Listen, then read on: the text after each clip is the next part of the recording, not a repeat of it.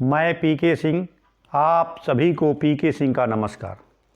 मैं गरीबों, किसानों, मजदूरों और हर शोषित पीड़ित वर्ग की आवाज़ को बुलंद करने का काम करता हूँ।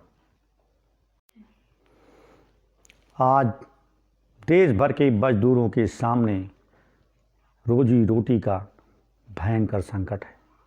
लॉकडाउन के बाद देश भर में जगह जगह से मजदूरों का पलायन हुआ है और मजदूर अपने घरों की ओर लौटे हैं।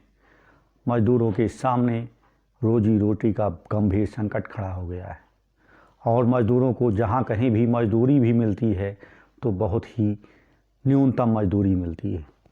आज महंगाई ने विकराल रूप ले रखा है और मजदूरों को दी जाने वाली मजदूरी ऊँट के मुंह में जीरा साबित होती है।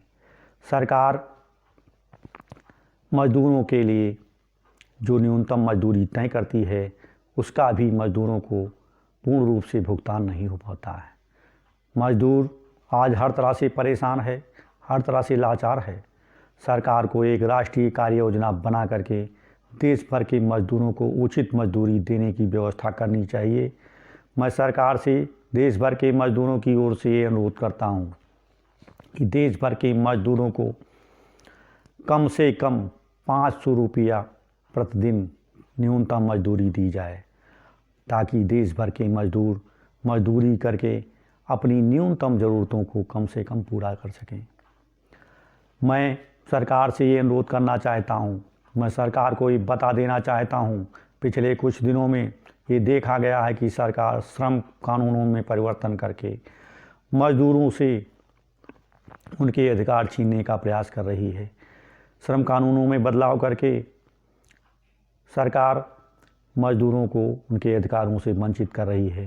सरकार श्रम कानूनों में जो बदलाव कर रही है वह सरकार ने जो श्रम कानूनों में बदलाव किया है उसको तुरंत वापस ले।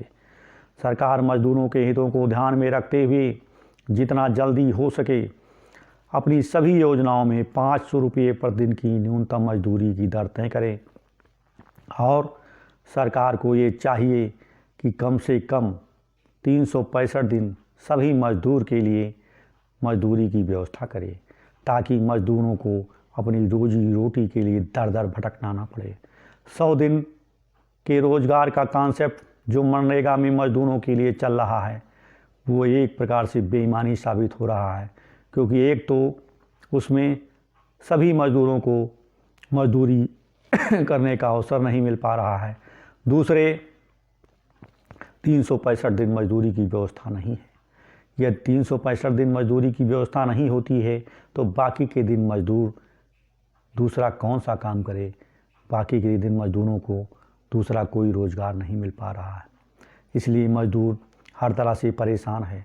मैं सरकार से ये अनुरोध करना चाहता हूँ कि उस मजदूर का ख्याल करे जिसने देश के निर्माण में अपना योगदान दिया है।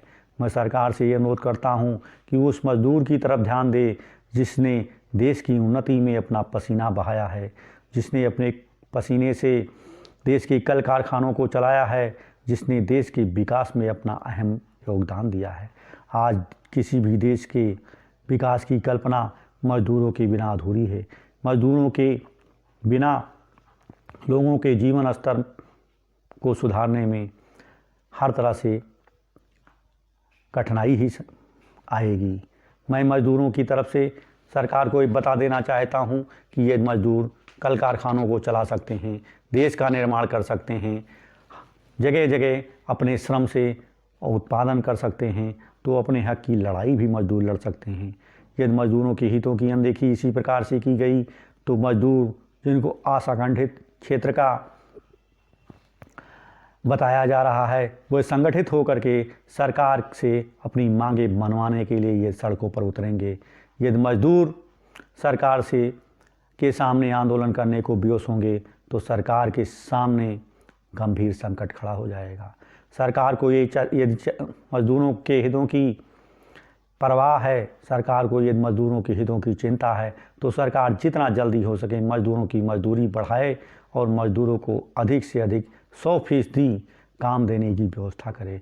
यदि सरकार ऐसा नहीं करती है तो मजदूर एक बड़े आंदोलन करने को बाध्य हो जाएंगे। और मैं मजदूर भाइयों को ये आश्वासन दिलाना चाहता हूँ कि मैं मजदूर भाइयों के लिए उनकी आवाज़ को हर मंच पर उठाऊंगा और सरकार के सभी प्रतिनिधियों से तक मजदूरों की बात को इसी तरह पहुंचाता रहूंगा।